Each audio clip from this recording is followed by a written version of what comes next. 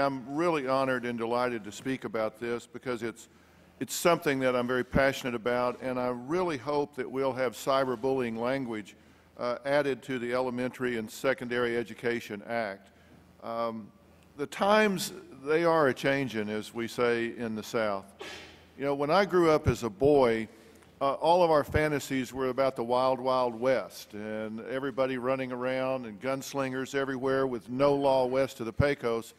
Now we're dealing with the wild, wild web, and the gunslingers are keyboard bullies. They are these people that can, with anonymity, attack other students in a way that can completely destroy their reputations. And it's something that has changed, and we have to change with it.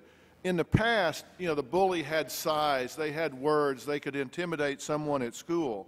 But as Representative Platt comments, you know, with MySpace and Facebook, email, chat rooms, there are so many of these things with so much power that they constitute weapons of mass destruction when it comes to communication with these kids. And the problem is the bullies are anonymous now.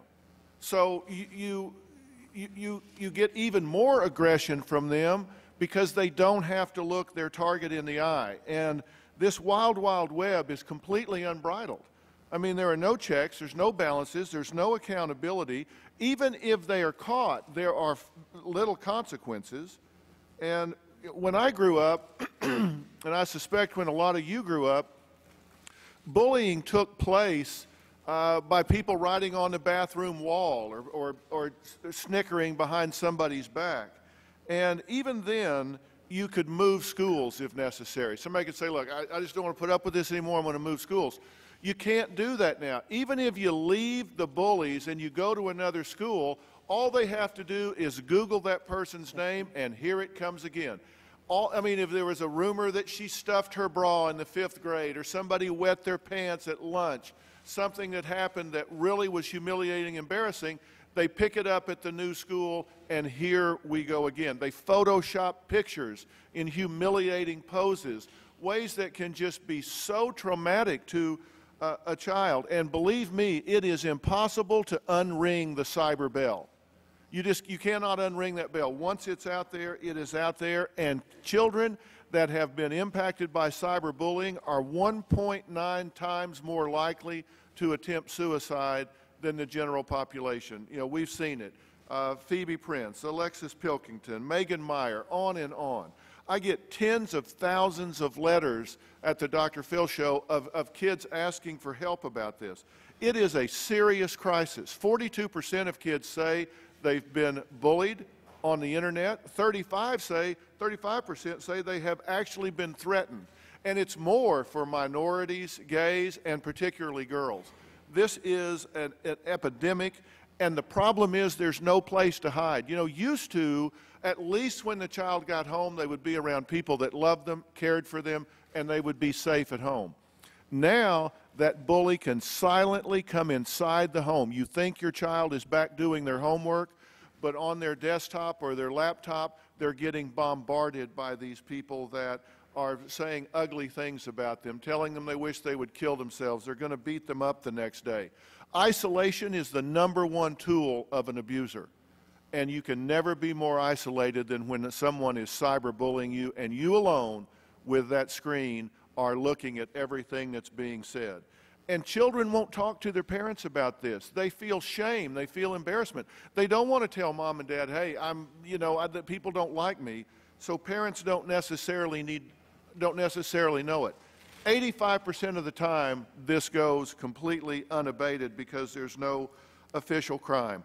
We have to give educators, administrators, teachers the tools that they need to prevent this, to intervene once it happens, to break the pattern, and both the bullies and the targets need counseling.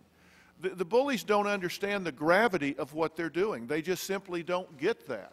So we have to help them understand, develop empathy to realize when I do this, it's destroying someone's life. And I see so many people in their 20s, 30s, and 40s that were bullied, it still affects them. It affects the way they parent their children. It leaves scars that run deep. I mean, it may end in the 7th grade, but the residual is there for the rest of their life. And I really hope we add language to address cyberbullying to the Elementary and Secondary Education Act, because teachers in particular are dedicated professionals. Look, you don't go into teaching for the money. You go into teaching because you care. You go into teaching because you want to impact young people's lives. We need to give them the tools to do that. And I am so proud that the committee's starting what I think is a long overdue dialogue about this, so we can give them the tools that they need. And frankly, all of us adults aren't nearly as literate on the computer as our kids are. We need to close that information gap. We need to Google our children's names. We need to know where their name pops up, who's talking to them, what they're saying, and how they're doing it.